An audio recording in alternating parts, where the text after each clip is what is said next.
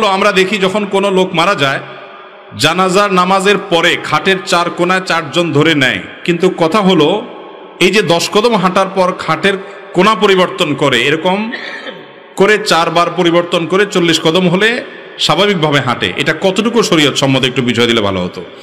এ বিষয়ে আমরা এর আগে বারবার বলেছি বিভিন্ন প্রশ্নোত্তর সেশনে। দেখেন, জানাজার লাশ, মৃত মানুষের লাশ দাফন যারা করে তাদের মধ্যে এক ধরনের গাম্ভীর্য থাকবে, ভীতিকর একটা পরিস্থিতি থাকবে। সাহাবীরা যখন লাশ বহন করতেন খুব নীরব হয়ে যেতেন, নিস্তব্ধ হয়ে যেতেন, তারা ভাবতে থাকতেন যে আমাদেরকে এইভাবে একসময় বহন করা হবে।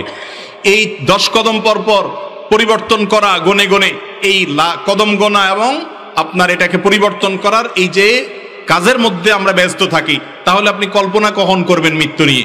আপনার জীবনে বাস্তবতা নিয়ে আপনি ধ্যান কখন করবেন? বিধায় এটা উচিত না।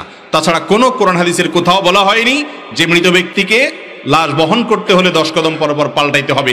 এগুলো কে বা কারা চালু করে দিয়েছে, এগুলোর কোনো প্রুফ বা এগুলোর কোনো ভিত্তি নবী করিম সাল্লাল্লাহু আলাইহি ওয়াসাল্লামের কোনো হাদিস থেকে পাওয়া যায় না। এগুলো আমাদের সমাজে চলে আসছে, আমাদেরকে সুন্নতে ফিরে আসতে হবে, মন গড়া বা চলে আসা জিনিস নয়। এরপর প্রশ্ন হলো, টাকনুর উপরে প্যান্ট গুছিয়ে রেখে নামাজ পড়লে নামাজ নাকি হবে না, এবার ইসলাম কি বলে?